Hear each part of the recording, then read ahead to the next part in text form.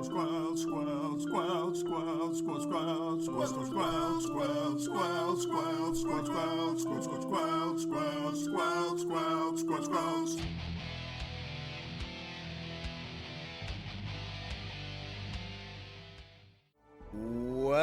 back to Squelch. I'm Dano. I'm Matt at Arms. And I'm Storm Rage. And we're here to remind everyone that Mass Effect is a game, and that games are supposed to be fun. They certainly are, and they really are this month. Holy buckets, this game is a treat. It is an really absolute is. treat. I'm shocked how much I'm enjoying it. Yeah, it is a gem. It is a gem of a role-playing game. I honestly had forgotten how much fun these, just talk to your companion games can be. And really am having an absolute blast with it. Really, really enjoying it. Except for Ashley. I need a little bit less of Ashley. Just a little bit less. Ashley's a little bit less of that. Honestly, Ashley's family sounds pretty dope. Ashley herself, not great. I feel like, Ashley, I haven't known that very long, and, I don't need you to, tell me your whole, life story on, Conversation 3. It is very much a, hey, I just met you. Hey, I don't really want to talk about stuff. Hey, I don't trust the aliens. Hey, here's all of the trauma of my entire life. And it's like, whoa, we skipped a few steps in that last one. And it was literally to hey, my sister, we started with the conversation started with you accidentally hearing that her sister thinks that you are cute, and then goes into the most traumatic story of her sister's life. I feel like maybe we should work up to that next time. Yeah. We don't need to start there. we don't need to. Then there's Tally, who basically is literally the Wikipedia article of the government of that group of people. It's just how that entire group of people work. It's literally a Wikipedia. She reads Wikipedia, and it's fine. I think I figured out Caden's purpose in the game. Caden's purpose in the game is to give you the historic backstory of the biotics. Yeah, it's just he just tells you his experience of being a biotic, and that also happens to be just the historical experiences of biotic, which makes him a very boring character. Yeah, it makes him he's basically just like everybody else, which is kind of a bummer. Because everybody else on your crew is very distinct for some reason. Yeah. And Caden is there to showcase, hey, biotics have a cost, and there's bad people that will use biotics, which I think is something that is necessary for the narrative, and I think it's a really good world building thing, but it does take away from the Caden feeling special thing. I feel like they could have just made that a quest, a side quest where you help a random NPC biotic, get revenge or not get revenge or deal with the trauma of it. There is a side quest that does that. Is it Caden's side quest? It is, yes. Okay. That's what I figured. I said, the problem it did not need to be a companion. I said it could be a random NPC who we leave behind. Yeah. But also Caden just lives on my ship. He never gets out. He never leaves the ship. So it might as well just be a random NPC I leave behind. I took Caden out of the ship, and he just was just a bullet sponge. It was oh look, Caden's dead again. Cool. Good job, Caden. So impressive. Way to go, bud. You really just super helpful. But okay, that was off topic, even though it was very on topic. Yeah. But it was off topic for what we're talking about right now, which is we've got a plan for the next couple months of video gaming. Storm Rage, tell the people about the plan. Yeah, so we originally were going to do Xmas Effect December. So every December we're going to play another Mass Effect game.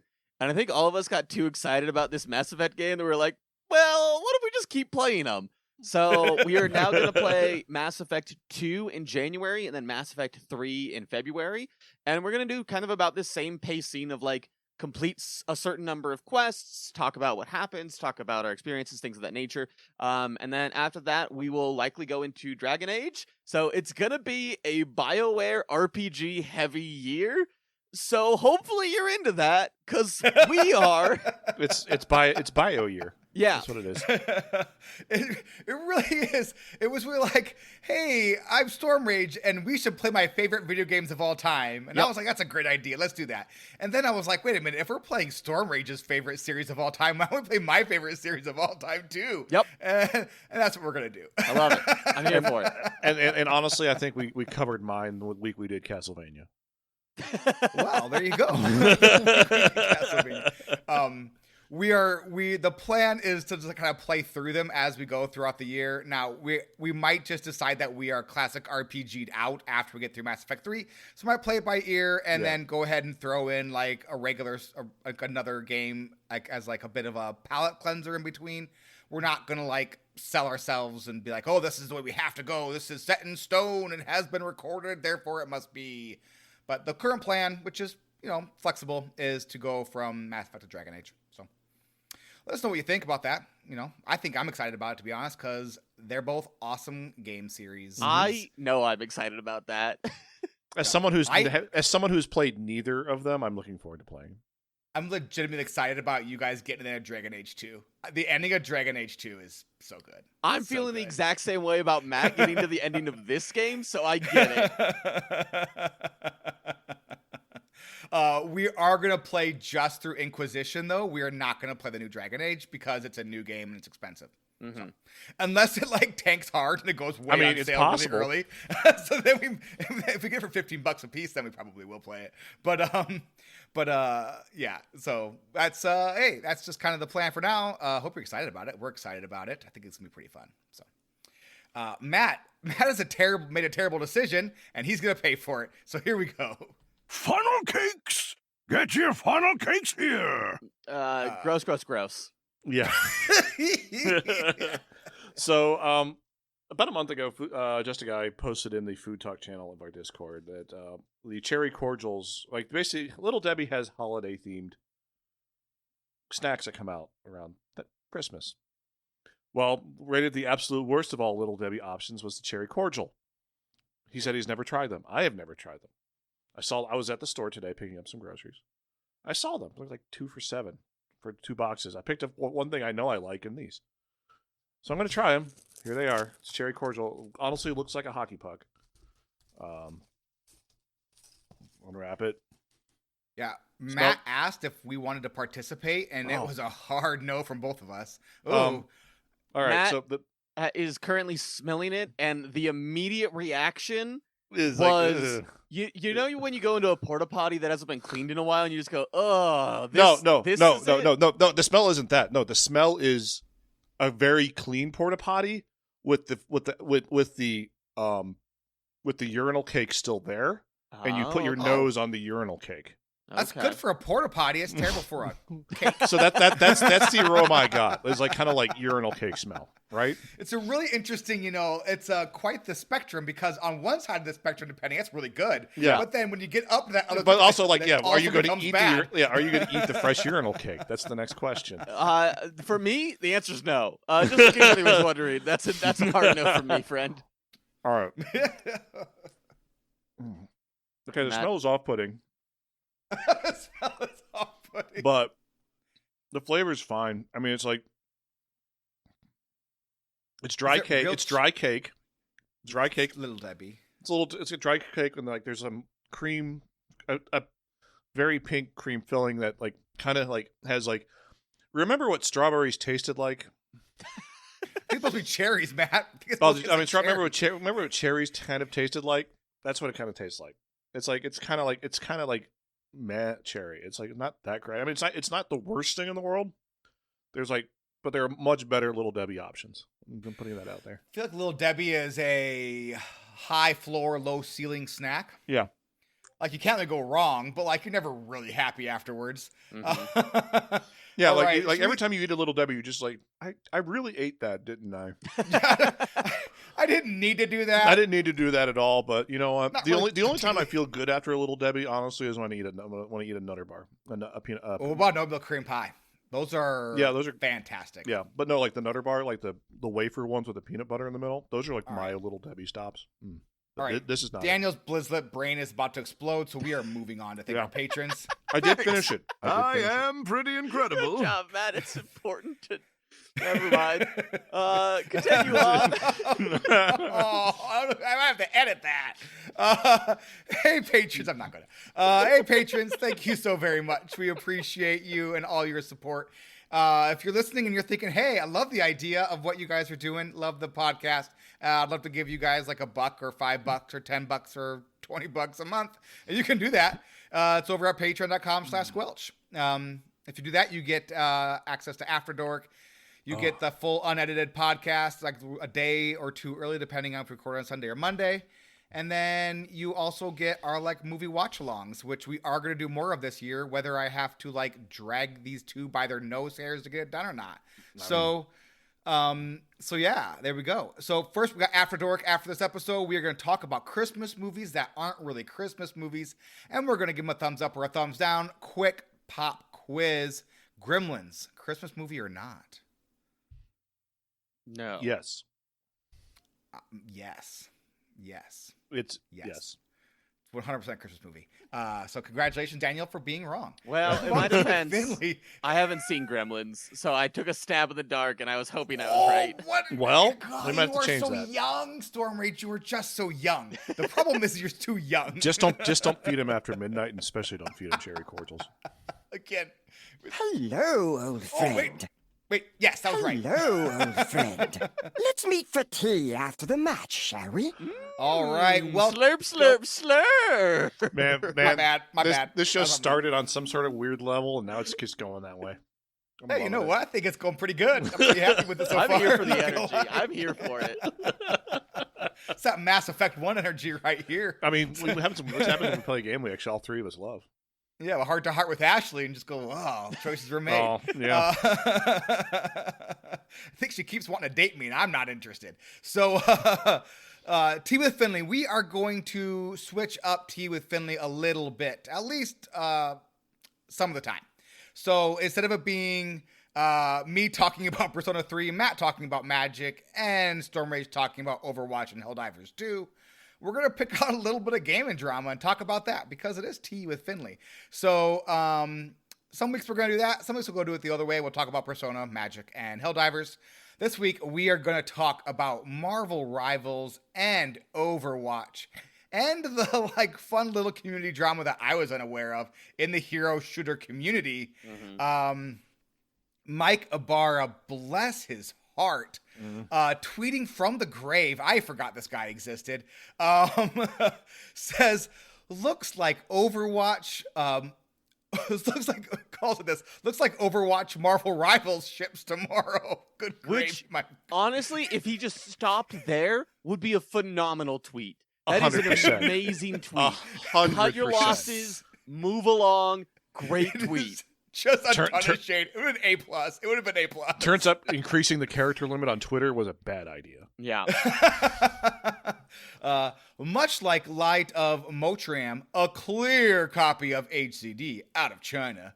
I mean, even the character name Widowmaker in Overwatch versus Black Widow in Marvel Rivals.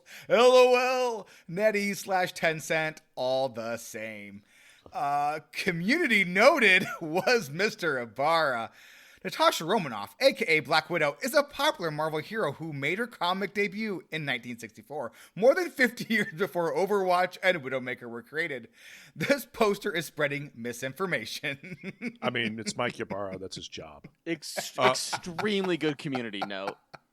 Honestly, that was the best thing. That's the only thing I miss about Twitter is the community notes, because sometimes they're just bangers. Really funny. Really funny. The fun part about this, though, is it does appear that looks like Overwatch Marvel Rivals ships tomorrow is an accurate statement. That is true. 1,000%. Sorry, go ahead. I've watched a decent amount of streams. I've seen a lot of gameplay because, like, I obviously have played a lot of Overwatch. And Marvel Rivals, ever since Overwatch canceled their PvE, Marvel Rivals has kind of piqued my interest. And they're not even trying to make it different. The game modes are the exact same. There's a character who is like basically a clone of Tracer who shoots dual pistols and teleports around. But the little guy who becomes a big guy who becomes a little guy again. But it's Star-Lord. Because it is totally... Star-Lord, and that's very different, obviously. Yeah. Like, the similarities are insane, and I think that they're right to be like, this is just our game. Because it is. But also, like, you had your game for 8 years, and you didn't do much with it. Overwatch 2 was nothing, right? Overwatch 2 is a non-existent thing. I mean, they did steal when they made Overwatch 2. They did steal Overwatch. They just made the monetization worse. I think if Star Wars gets to copy paste their own script 30 years later, then right. I think everybody else can do it as well. Yeah. So, but I hadn't really been paying attention. I didn't even know what Marvel Rivals was, to be honest. Hero shooter is not a genre I'm going to play because I'm not putting myself through that shame. Yeah. But, Go ahead, Dan. I'll finish afterwards. So I was watching, I was like, I gotta catch up on this a little bit. What's going on here? Like, are they really that same? So I queued up a video on YouTube for somebody who was obviously like clued in. They were talking about it. And there was some gameplay footage going on in the background. And I was watching it. I was like, wait a minute. This isn't Overwatch. This is Marvel Rivals. It was like they hit print screen on an Overwatch and then just like put their characters on that background. It's amazing. It's kind of wild to me though that like this is the first time this has happened for Overwatch, because when Fortnite got big, you saw a bunch of different, not quite the exact same, but basically clones with like Apex and things of that nature.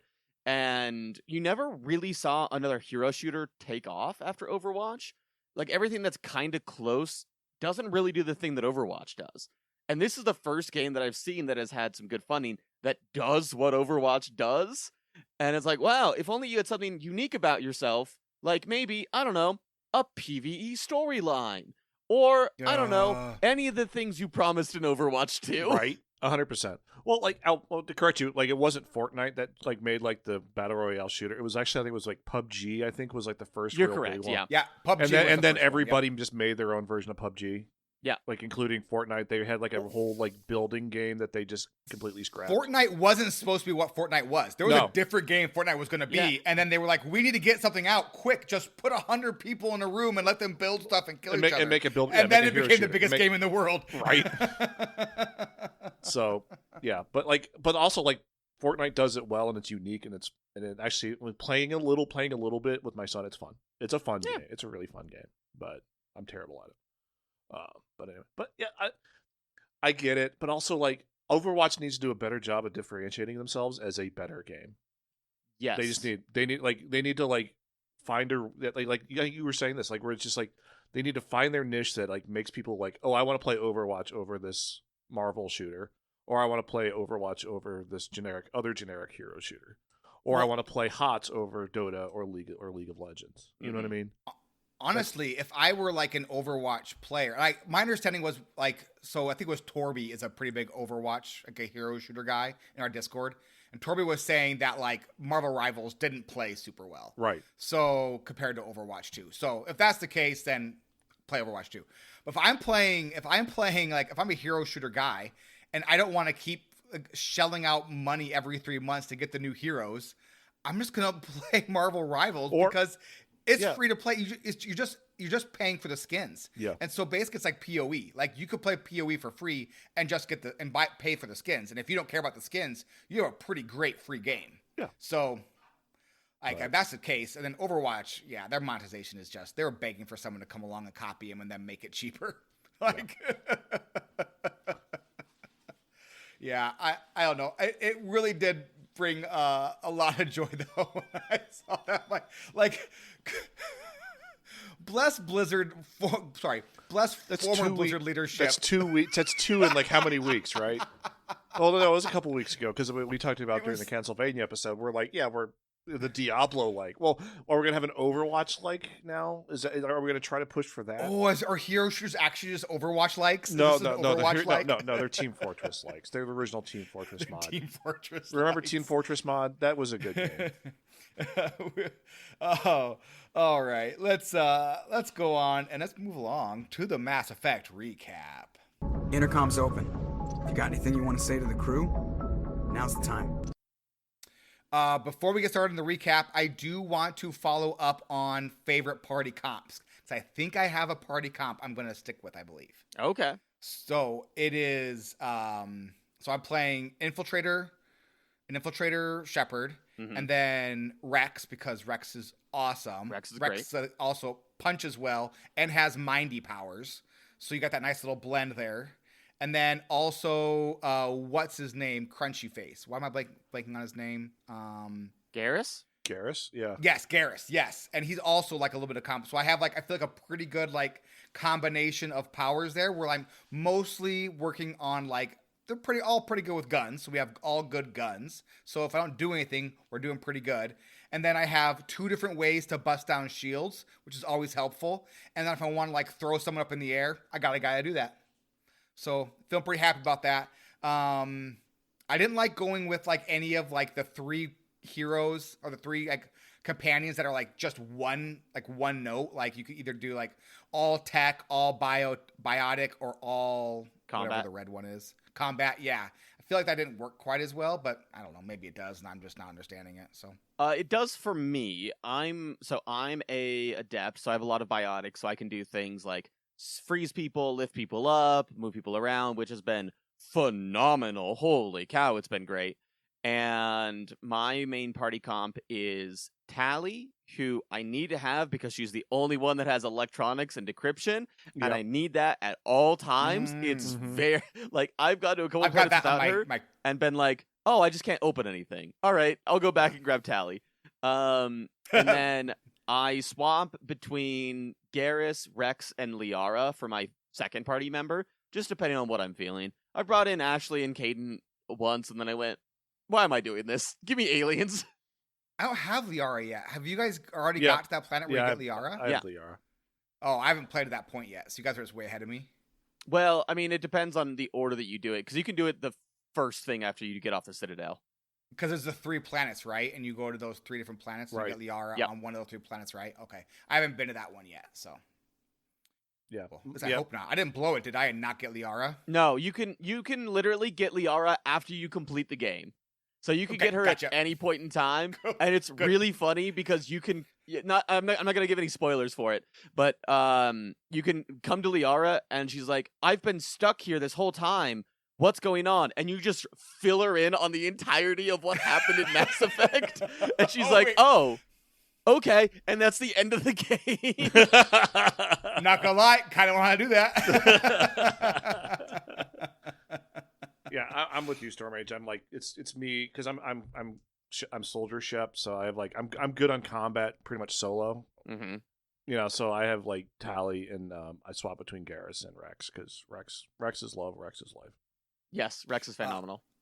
Yeah, I got to specialize my Shepard. I got to pick my specialization, and so it was I could either go heavier into the combat side of Infiltrator or heavier into the tech side, and I went heavier into the combat side because I felt that that would be a little bit easier. Yep. In the long run, as opposed to trying to make sure I'm using the shield breaking appropriately all the time. I can just be I got a sniper rifle. Bonk. Doink. Oh, look at that. You're gone. Yep. I just run up and shoot them because that's what I do. Matt, all right, Stormrage, take us away. Real quick, Matt, when we get to Mass Effect 2, you need to play Vanguard. That needs to be the class that you play. Okay. Just put that little nugget away because you're going to love Vanguard. It's phenomenal. But do you recreate your class when you change games? Can you change your class? Mm-hmm. You can change your class in between each game. Okay, but you carry over relationships and stuff though, right? Yes. Yep. Okay. Yeah, you can change your class and your look in between each game. Cool. I didn't know about the class. You can't change. The only thing you can't change is gender, which I think if it was made today, you probably would be able to, but it was a hard lock back then. That's fine. I chose male because of the Mass Effect 2 choice anyway. So yeah. So here is a brief recap of all that has happened in our playthroughs for Mass Effect 1.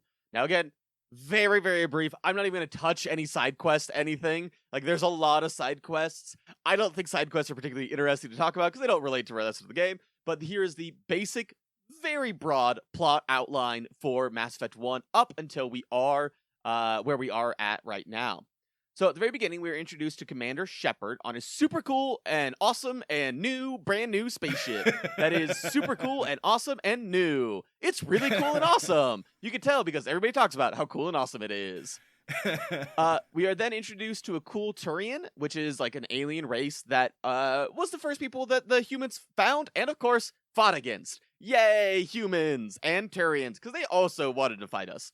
And this Turian is a Spectre. What's a Spectre? It's a super duper space secret agent super person. They're real good at all sorts of stuff. They're probably the best in the universe at what they do. And Commander Shepard, we find out, is in line to become the first human Spectre. Cool. They then drop onto a planet called Eden Prime, where the goal is to extract a Prothean beacon. What's a Prothean? We don't know. It's an ancient race that we don't know much about. What does the beacon do? We don't know. We get down there and realize that the entire planet is under attack from these robots that are called Geth and these super zombies that are called Husks. And these zombies are made from humans and they're put on spikes and then all of a sudden they're zombies. And we don't know how it works, but it works pretty well. They're basically become real terrifying zombies. Yep. They're Borgs. Yeah.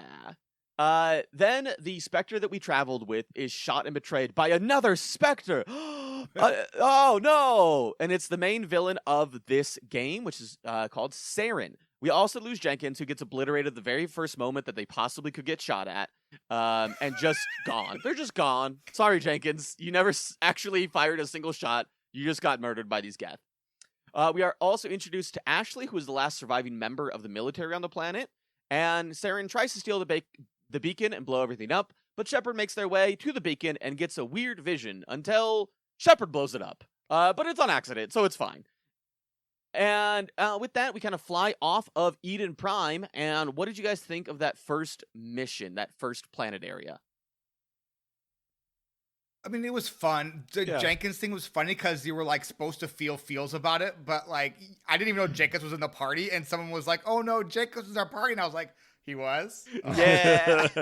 I think doesn't Jenkins like say something like, "Oh, I feel real good. I can take on," and then immediately gets shot. Right? I think it's like the trope happens with Jenkins, right? Correct. He's like, I'm gonna get down there and prove myself. And you only get one opportunity to have a conversation with him, and it's basically about how excited he is to go shoot something. And it's like, well, good news. Something's also very excited to shoot you. Yeah. Yeah, I think they made like the good Spectre. They did a good job of making it you feel like he's a good guy because he's like, yeah, I'm on your side. Yeah, I want you to be the first human Spectre.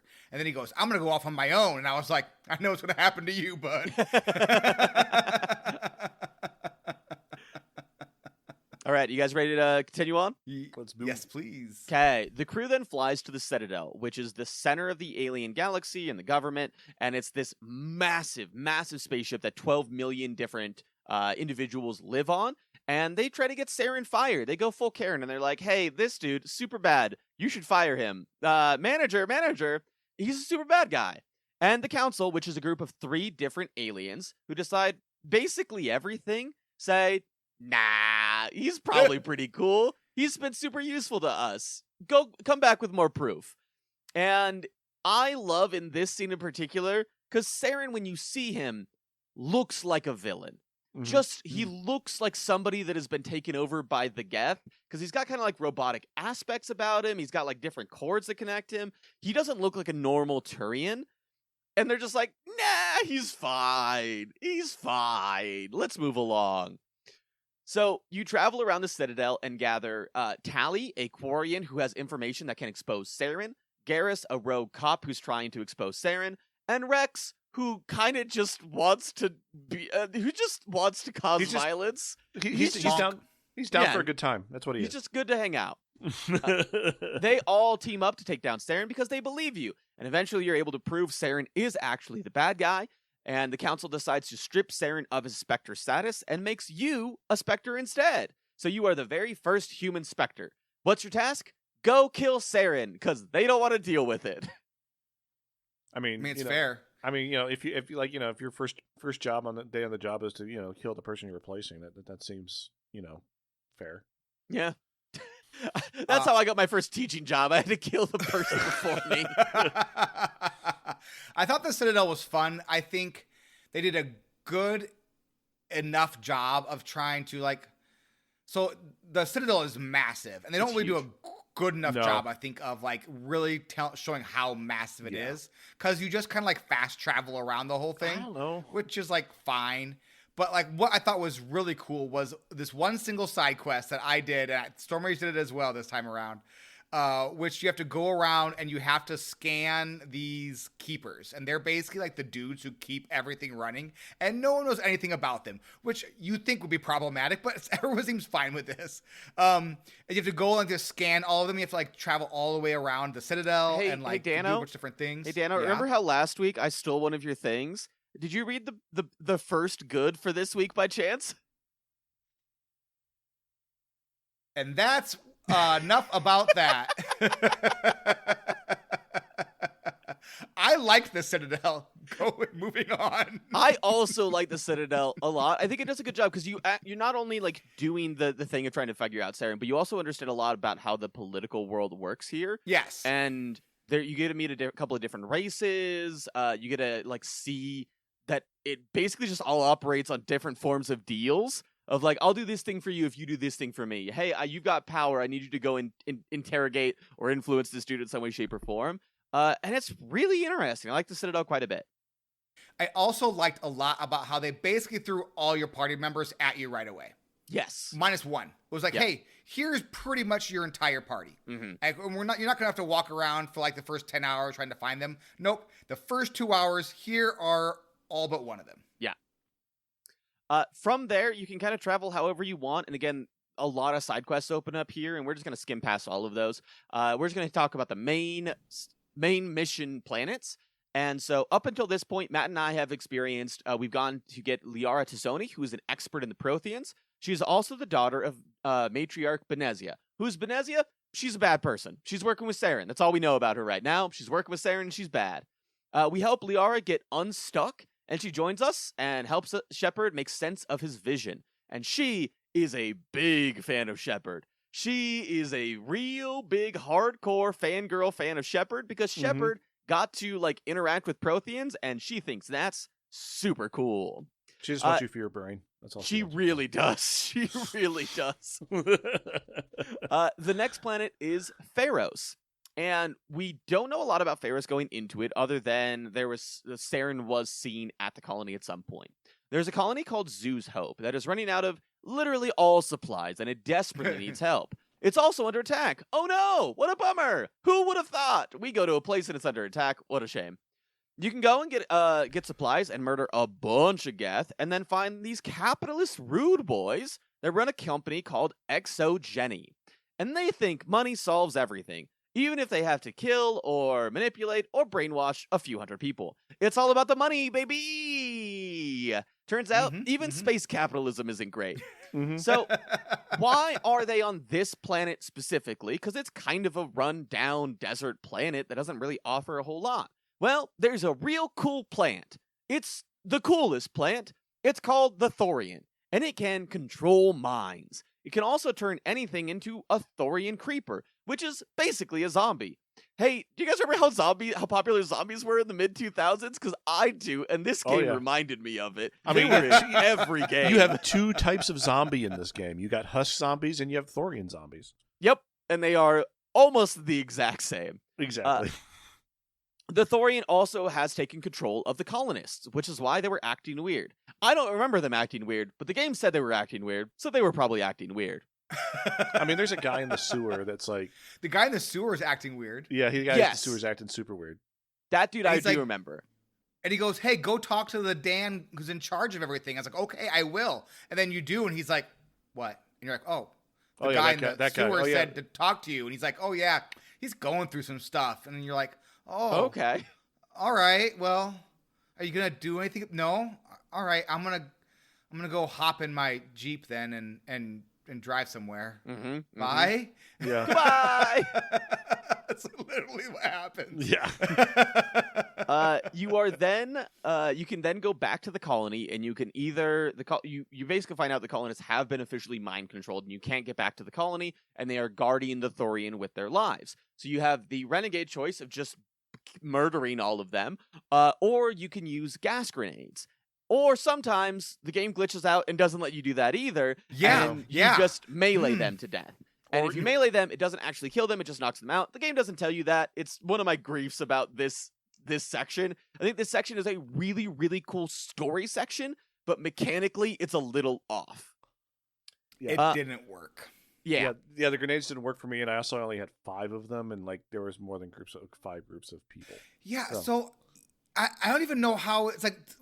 I assume that we're supposed to have like 5 or 6 grenades, and were there like 5 or 6 groups, and we were supposed to like correctly plant the grenades and then blow them in a way to not blow. I kept on blowing them up with the grenades.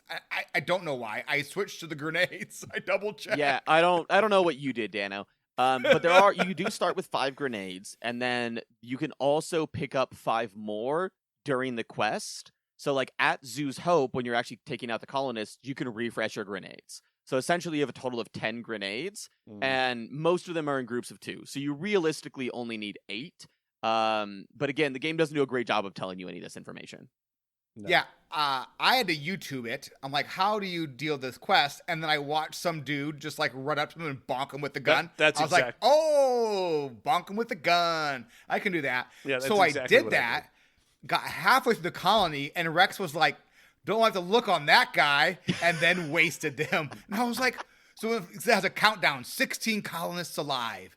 And then like all of a sudden I turn around to bonk the last guy in a section, and Rex is there and just like, boo, and just wastes them. And then it says 15 colonists, and I'm like, Rex, what the heck, my dude? Rex, we talked about this. Don't do that. I literally said, don't do that when you asked, hey, should we keep them alive or not? I was like, keep them alive, Rex. And you're like, okay. So then I had to go back to a previous save, the auto save at the beginning of this section, and start all over. I was very frustrated. I mean, I got away with 12, and that was fine.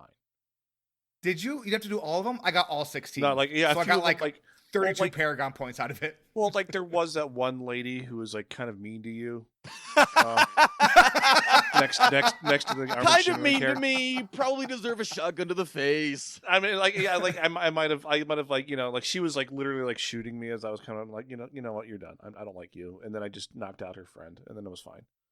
I treat it like an all or nothing thing. I guess it's do you get Paragon? Do you get like Paragon and Renegade points? I got like Paragon equal points to the number of So for every colonist you don't kill, you get 2 Paragon points. For every colonist you do, you get 2 Renegade. Gotcha. I didn't see that. Yep. There is a Paragon and Renegade choice at this mission that you can't just get. Like, you have to have like maxed out like charm, and like beyond what you can max out at this current. Like I have 8 charm, and it wasn't enough to have the charm option, so I had to like off the dude. Yep. Which Same. was a bummer for him. And I was like, oh, I can see there's a choice there where this doesn't have to happen, but oh well.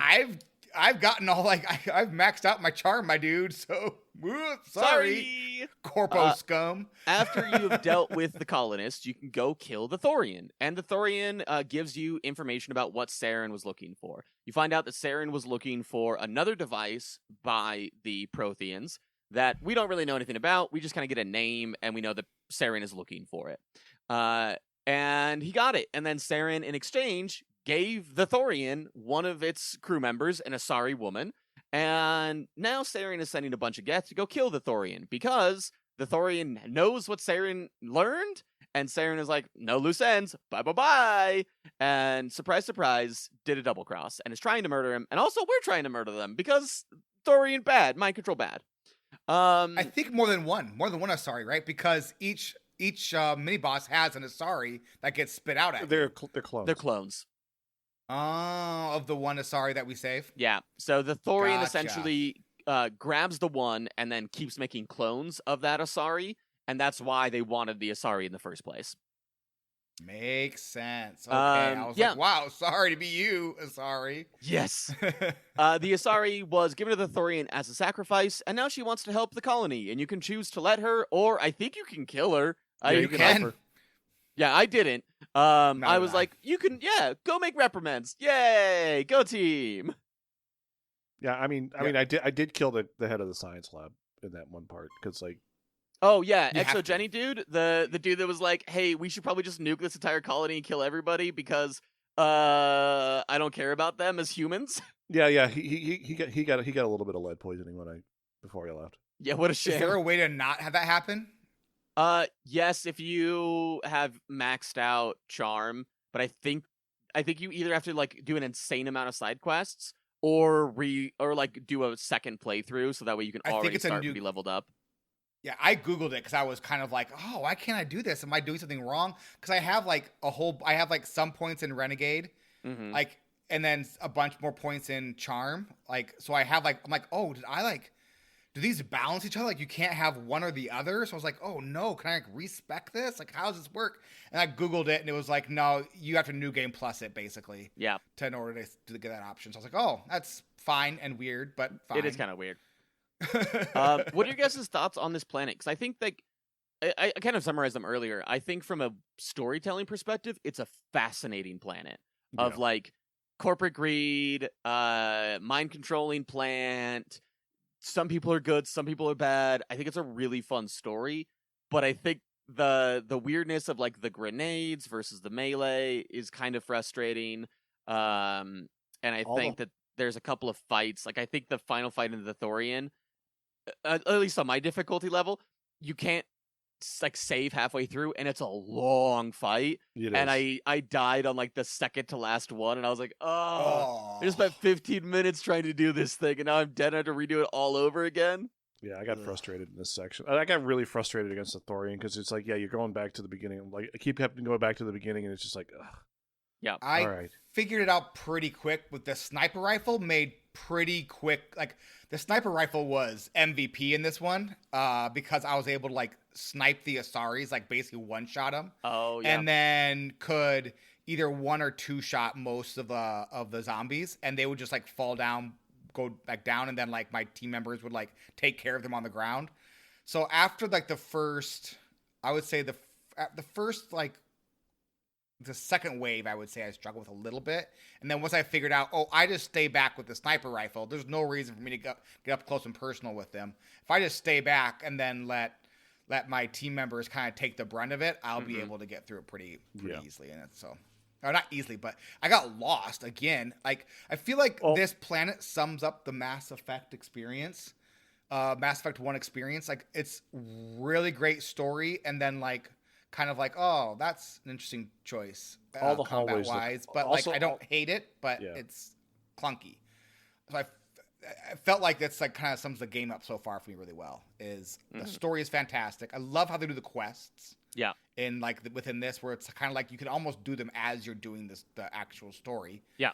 But then like some of it, you're like, oh, that seems like that could have been done differently. Yep. Yeah. My biggest problem is all the hallways look the same. They like, are. Literally. They are all the same. It's awful. It's awful. I'm just so lost all the time. And also, like the mini map is terrible.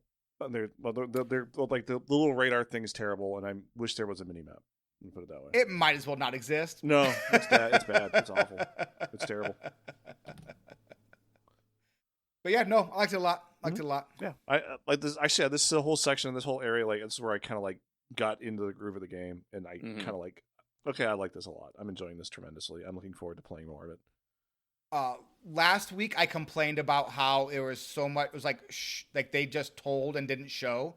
I feel like now that after playing through like this world, I played through a couple. Actually, the next one as well by accident. Playing through both of like these two worlds, like it is the exact opposite. Where it is very much you are playing through the world building. Yeah. Yes. Quite a bit. So very very cool storytelling. Really really well done. Naga sandwich. Let's do it. Taste my grilled cheese.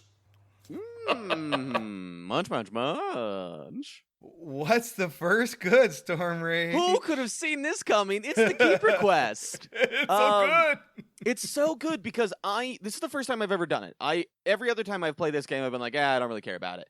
But it's such a well-designed quest because I think the negative of it is that you probably wouldn't find these keepers on your own unless you were really, really dedicated or had a guide up. That's how I ended up finding them.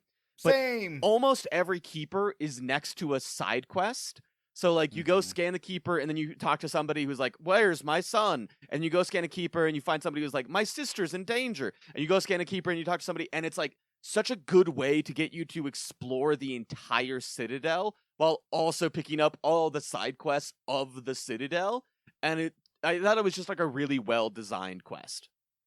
Yeah, it really took you around the Citadel and kind of, like, introduced you to, like, the characters and the species and, like, the world of Mass Effect in a really cool, interesting way, but in a really unattainable way as well. Like, why not just have, like, a little mini map, like a map thing? It's like, here, take this device. You can scan it. It also has the location of the keepers on it. Yeah. So that you can just, like, follow your map as opposed to, like, what I did, which was had a screenshot up that I, like, checked off in Paint, and then I would go to my map and pin a location, and then go to the next one, and then check it off in Paint, and then pin the next location, check it off in Paint. That's how I did it. But I don't think I could have done it otherwise. But other than that, it is a super good quest. Yeah. A really great introductory quest. Loved it a lot. I've got the not so good. The not so good. Okay, Dano, go ahead. I know you have a lot of questions here. Do you want answers to these questions? Because I have answers to these questions. I assume you do. Let me get through them all, and then we can determine how much we want to answer and or not answer here. Kay. So, my not so good is the gear in this game. Like, so I just don't. What in the world is going on with this gear? So, like, am I supposed to be buying gear at the different vendors? There are vendors throughout the world. There's a vendor on your ship. Should I be selling my gear? Should I be breaking it down into the Omni Goop? Can I make healing Omni Goop? Because they have the same name. It's like Omni Gel or whatever. Like, I feel like there's Omni Gel and Omni Gel or something. I think one is just credits and one is healing stuff. I'm not really entirely certain. But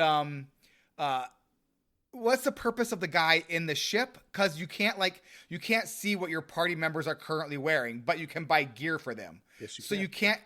You can go to their locker and see what their gear is, but you're going to go to their locker and then see what gear they have and then run back over to the vendor and then check the gear out and then run back over to their locker. I mean, that seems like a lot of work. I mean, it makes about as much sense as having getting off the map screen to get to the quest screen.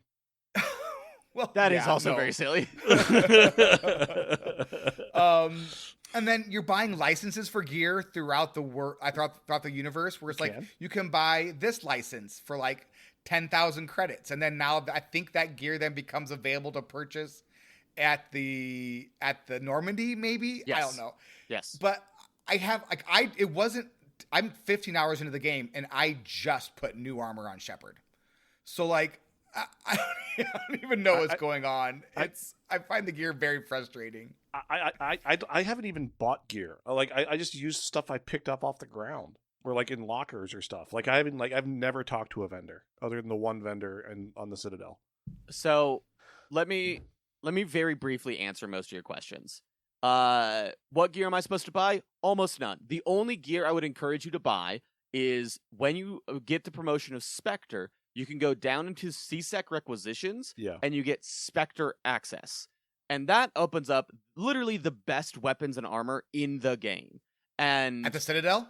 Yes. But once you go and talk to the dude at the Citadel once, you can then buy that armor from the dude on your ship, so you don't have to travel to the Citadel every time.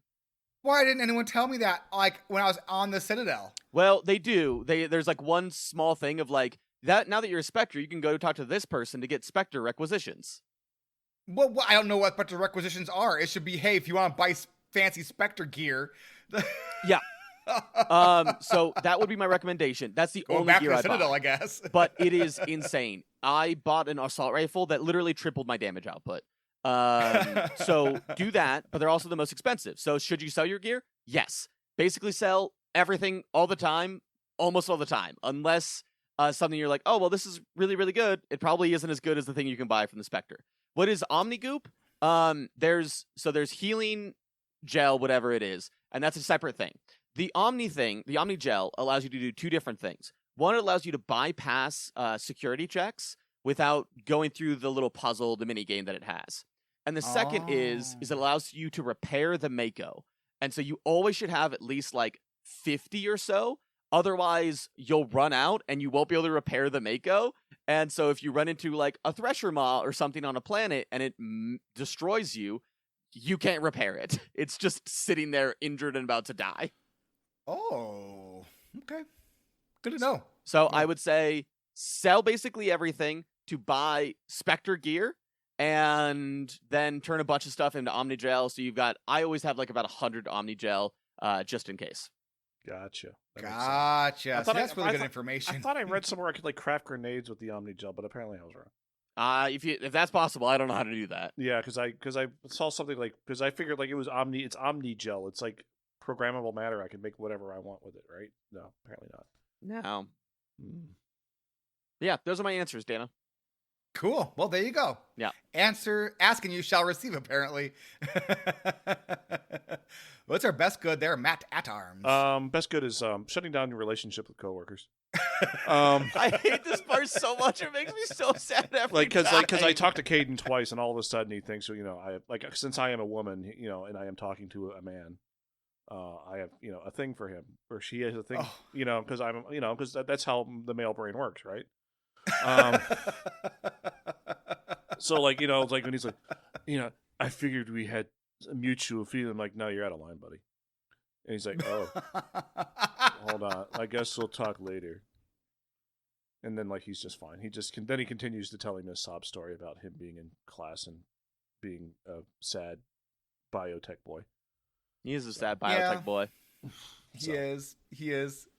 Yeah, I just like the whole thing of I'm almost tempted to do it to Iara, but also why not a blue lady? Why not a blue lady? Yeah, but then again, also that race they don't have males either, so they're just they're all ladies. So I'm not sure if it's just a blue person, really. I don't know. It is, yeah. Yeah, if you talk to Liara, she tells you all about it, about how gender is viewed by her species. Yeah. They are very presenting though. Yeah. It's a very 2007 view. They did of that. I was thinking about when I was talking to Larry, it's why do they need honestly C cups, right? They don't and shapely hips. They don't all need to look like that, right? Yeah, it's interesting. It's 2007 though. What are you gonna do? Yeah. Yeah. Sure. I do think since we are playing Mass Effect 2 right away, it definitely did. Now I am for sure not getting in a relationship with Mass Effect 1 because there are more interesting and more fun relationships with Mass Effect 2.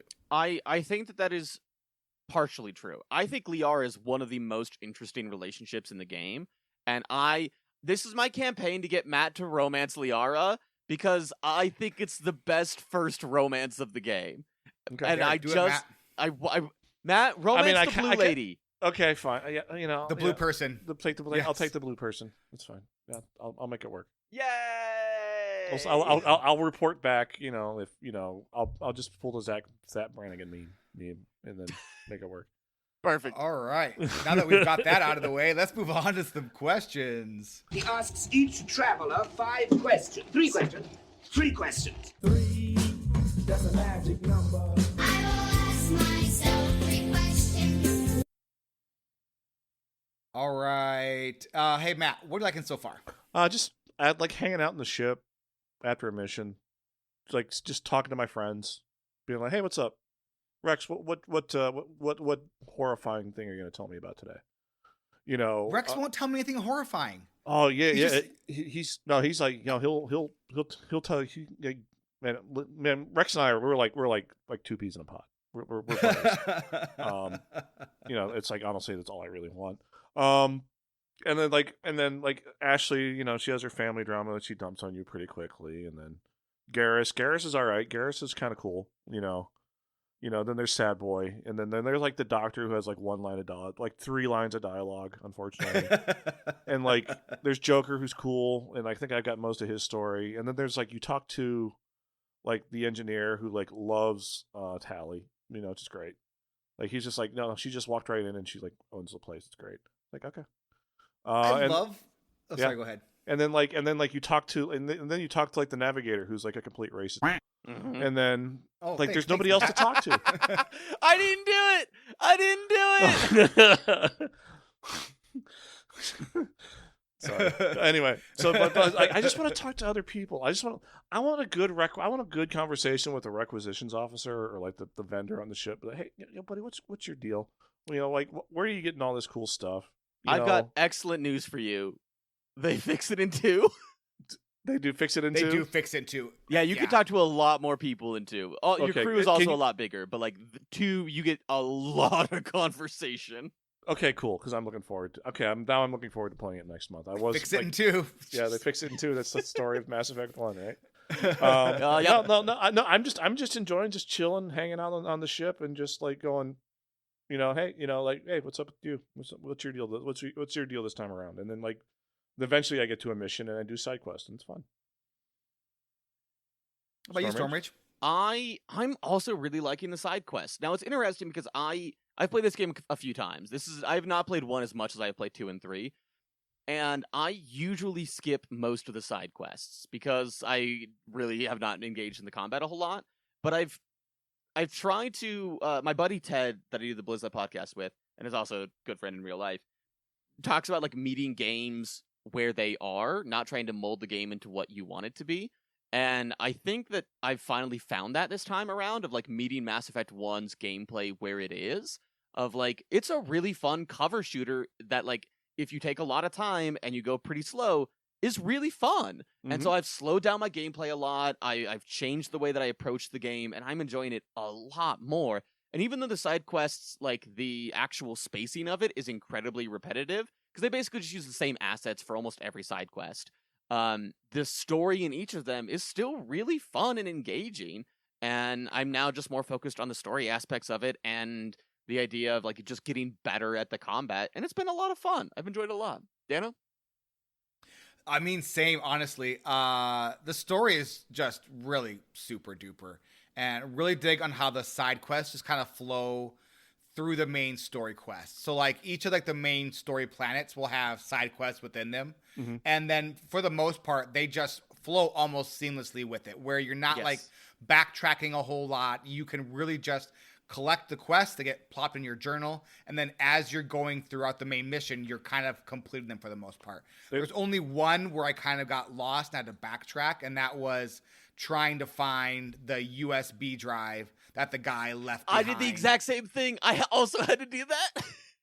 And I had to go back and find the 3 big boys and take care of them to like plug in the USB drive. And so I had to be like, so Joker's like, hey, the Geth are coming. I'm like, okay, great. First though, I have to go back up this hallway and then take a right instead of a left and then go up some stairs and take care of 3 Krogan to get some stuff on a USB drive. Because if I don't get that, then I don't get a specific side quest in Mass Effect 3 that I want to get. So, whoops. You can go back and get it. You can get it after the fact. I guess, so you can go back to the planet after now and talk to the guy to ask for the USB drive. It's a super forgettable quest, but like it actually does play out 2 games I will later. also note that do as many side quests as you can, because so many of them come back in 2 and or 3. Not usually in like significant ways. Like there's nothing like game breaking, but there's usually like a reference or 2 to like, hey, you did this thing for me, remember? And you're like, oh yeah, I do remember that. So whenever you do something, it's almost always remembered in some slight way. Okay, that's cool. See, like you know, like I did like the fact that, like there like even in the side quests there's like little post like and like as you pick up there are postscripts in like because like I did that planet with the exogenesis people, and then there was a side quest I picked there that went to another planet, and I found like more exogenesis CEOs and murdered them. So it's well, they like they say, well, we don't want to deal with the court system. I'm like, okay, well, you want to? Well, I'm still got to take you in. They're like, fine, I'll just start shooting. I'm like, fine, I'll start shooting back. Yep. So I also did that side quest. It has never felt so good. right? I have got that side quest queued up, by the way. I know exactly what you're talking about. Yeah. So it's like, it's It's like, on the oh, you list. found me. Like, yeah, well, finally, yeah. It's like, okay, it's like we can pay you. I'm like, yeah, so can the Citadel. It's kind of fun because, like, in all of the quests, you can ask for more money if you want to, and I'm like, no, I don't think I'm going to. No, But you're like, well, how much are you going to pay me? And I'm like, I think I get renegade points for that, and I don't want those. No, I do like that. Like, you know, I do like the fact that like a lot of there is like postscripts to these main missions too that are side quests that are a lot of fun to go through. Mm-hmm. What are you struggling with, Matt? The shotgun just feels terrible. Like I take 2 shots and it overheats. It's terrible. Now- I just want to shotgun people in the face and not duck behind cover for 30 seconds while I wait for it to reheat. Now, to not Matt, overheat. you did mention earlier you're still working off of base weapons, though, right? No, I'm upgrading them like as I get them. Like, but I have like the Avenger 6 or something shotgun. Okay. But I put the heat sink in there and I have like whatever rounds that I want. I forget, like whatever rounds seem appropriate. Like if I'm going up a bunch of Geth, I get the anti-synthetic rounds. Mm-hmm. I'm going up against like people or other zombies. I get the organic. Hey, rounds. Matt. Yeah. They fixed it in 2. It's a But, like- much faster paced combat in 2. Yes. Okay, but like, you know, I'm enjoying the pistol play. I'm enjoying Mhm. the sniper rifle tremendously. I mainly use the carbine because the carbine just rules. Yeah. But yeah, like the shotgun. I wish the shotgun was better. Yeah. I really do. I think that's fair. Yeah, I've been doing most of this time my work with the pistol and the shotgun. I buy both of them maxed out, and I was doing mostly pistol stuff first, but now with the last class, I'm doing a lot of the stuff with the sniper rifle. I feel like you get into like a cadence of it where it's like you kind of start to get into like the cadence of like, if I do it at this speed, I don't overheat. Yep. Yeah. And that's kind of a big part of the game. It's almost like kind of- it's almost like a rhythm game with the Yeah. combat. Yeah. In a way. Yeah. Mhm. How about you, Storm Rage? The Mako. the Mako is essentially the tank that you drive around on a bunch of different missions, and it is incredibly powerful. It can just clear massive amounts of people very, very quickly. But it has such terrible controls, and every now and then it'll just get stuck. I was on a planet, and I was driving up, and bless the Mako, it can go up straight up cliff sides a lot of the time, which is very Sometimes. silly. And then I fell down, and I fell straight into a hole, and I couldn't get out of the Mako, and I couldn't back up, and I couldn't boost forward. So I was just stuck, nose down in a hole, unable to move, and I had to reload a previous save. Right. That same thing happened to someone on a Bloomington street recently, which was humorous for me and I think sad for them. So there was some road construction they didn't see, and they went boop, and I was like, "Oh, that's a bad day for you." Yeah, That is a bad day. No, you're playing also. You're playing on mouse and keyboard too, aren't you? So Yes. it's got to be worse on mouse and I keyboard. have can't to imagine it's better. terrible. Because it's fine on controller, except when I had I see like the debris off to the side of the main quest area, and I have to drive over like all the hills to get to it. Yep. It's terrible. Yes. But like on normal like level ground and going up ramps and stuff, the Mako's great. I love it. The physics of the Mako make zero sense. Yeah. Zero. Absolutely Like- none. Like zero reason for it to bounce that way when you drive over something. You shouldn't But it bounce. does. I mean, you'd think like if it's a lower gravity, maybe it'll do that. Like, but like no, like this is like a 1.25 G planet, and it's bouncing like it's on the moon. And I'm like, what the heck? Dado, what are you struggling with? I am lost all the time in this game. I am forever lost. Like, everything looks exactly the same. There are hallways you need to go down for quests that are just, it's like you're in the movie The Labyrinth with David Bowie, and you know how she was supposed to go like, to the left, but instead she finds a secret passage where, it just, the second wall is exactly the same look as like the wall right in front of her, so she didn't see it, but she needs to walk through. That's exactly how Mass Effect 1 is designed, where like you will just not know there is a hallway there because it blends in so seamlessly, the textures do, with the other walls. I'm forever lost in this game. I'm just always lost. And everything looks the same. It's so annoying. And then, like, the design of the Normandy is bananas. That is, there's no logical sense to how anything is designed. And I don't know why my friends decide that they want to hang out in the garage when there's like a perfectly good lounge area there right near on the first floor. But they are, no, we want to go hang out in the garage where the Mako is. Yeah. And so you have to go through like 3 different hallways, 5 elevators, and then it's like, To be fair, Caden is in the lounge, so I understand why they would want to be anywhere else. Yeah. It's really good point. You know what? It all makes sense. It all makes, but like Rex, and I guess I understand it because Rex is hanging out near Ashley, and I'm assuming Rex does it just to get on Ashley's nerves. Oh, 100%. So that also makes sense because she doesn't like aliens, and Rex probably knows that, and like just enjoys like being like passive aggressively around her. So I guess canonically it makes sense, but for me, getting around just talking to people post mission, it's a nightmare. Really annoying. What surprised about the game so far, Matt? How much I'm enjoying the side quest. I'm not a big side quest guy in most games. Like I just tend to get to the main story and then not do a whole lot of side quests because, like, I don't know, I get distracted in side quests, and if side quest annoys me, I tend to turn off the game. I haven't been annoyed yet. I'm actually they're good bite-sized length. If I only like a couple hours to like maybe play the game, I'm not gonna, and I don't want to do the main story. I just want to go around, drive the Mako around, shoot some geth or shoot some zombies, and go do that. I'll go do a side quest and have a good time, and it's great. I love it. How about you, Stormrage? So when I was doing character creation, I, as a joke, put the difficulty to insanity to see how long it would take for me to switch it. I haven't switched it. I've completed all the games so far on the highest level difficulty, and I didn't think I would be able to do that. I have to play very differently. I have to play much more cautiously. I have to play much more around corners, around walls. I have to use more of my abilities. So I have to play smarter, but I'm doing pretty okay. I think I'm going to beat the game on Insanity, and then I'm going to try it on 2 and 3 and see if I'm able to continue that trend. Because there are achievements for finishing the entire series on Insanity difficulty, and I want those Chivos. You got like a gold achievement for just using adept powers 25 times. Did you see that? Yes. Very, very unused class, apparently. Apparently, yeah. Dano, how about yourself? Same thing as you, but not because of legendary difficulty. So I'm really enjoying the combat. I'm very bad at like shooters. It's just not the kind of game I'm very good at.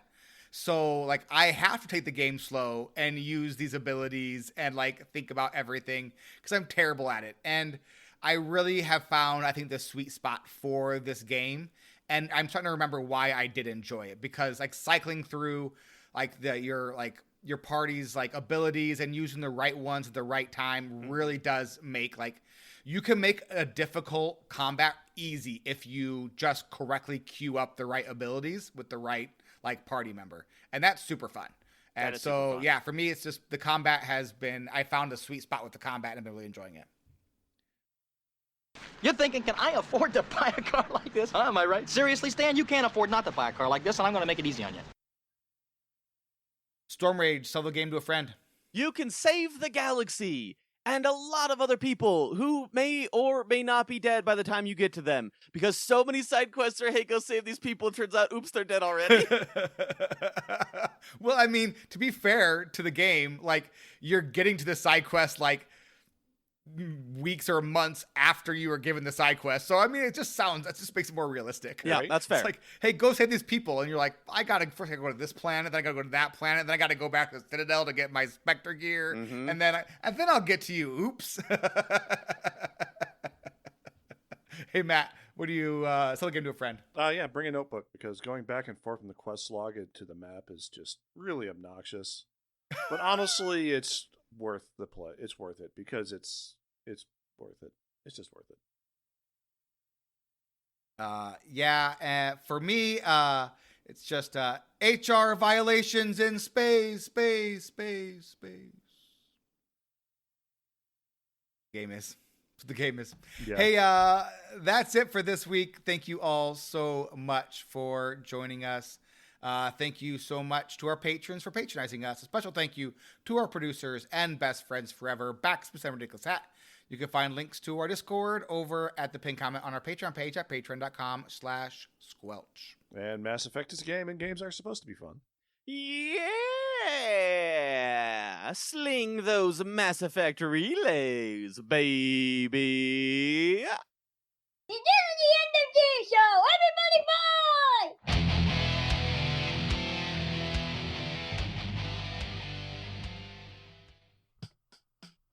I did. Yeah? I did want to say something about the Citadel. I think I missed my chance. But it's just elevators, the area, right? Like, it's just like... There's a few elevators. There's way too many elevators. That's Mass Effect, though. Mass Effect is elevators the game. It really is. Only in one. There's only elevators in one. They cut them out in every other game. Fix it in two. They fix it in two. They fix it in two. They fix it in two, yeah. Okay, so what I'm hearing is... A lot of my issues. So is the mini map any good in 2? That's what I. It's much better. Yes. Is it? Okay. Is it okay? I really need. Okay. Okay. Saying it's much better means it might be useful as opposed to a blue circle with red dots occasionally. Yeah, there are I don't think that the mini map in Mass Effect is ever great, if my memory serves, but it's it's nearly unusable in 1, and in 2 and 3 I do use it a lot. I really need you to go to the store page, Storm Rage, and just leave a positive review that says they fix it in 2. It's better in 2? They fix that in 2.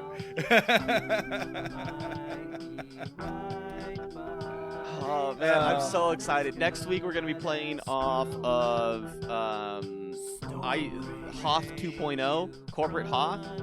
Corporate Hoth, yep. Yeah. Corporate Hoth, which I already completed by accident because I didn't pay attention to the rules that you set up in Discord for us. You did that doubly so because Liara was supposed to be last week. Was she? Yeah. Oh, shoot. So I read that, if you don't want to date her, don't pick her up too early because she's super aggressive about it. And, I'm trying to make sure that I got, I'm going to, fix the mistake I made with Jack in Mass Effect 2. So I was like, I'm just going to wait so I have to deal with that. But yeah, I'm so excited for you to experience Jack's romance. I think Jack's romance is my personal favorite of all of the ones. I got super far into it, and then she was like, okay, now we need to go do this last quest. Basically, and it wasn't like that, but it was basically the last step. And then I had this other side quest, I thought, and it was just the end of the game. So, yep, that'll happen.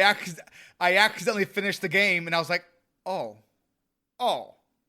no, I didn't. So do I have to go back and back to a save, and I just never did it. So I was like, so now this time I'm going to get it right. So the name of the world is Novaria, right? Yes. Novaria. Yep. Novaria. Corporal Hoth. Corporal Hoth. I'm excited to talk about Novaria. All right. Should we head over to After Dark to talk about Christmas movies that aren't really Christmas movies? Sure. All right. Hey, everyone. Thank you so much for hanging out, and we'll talk at you again next week. Bye-bye. Bye-bye. I'll try not to swear next time. I'm just glad it wasn't me for once.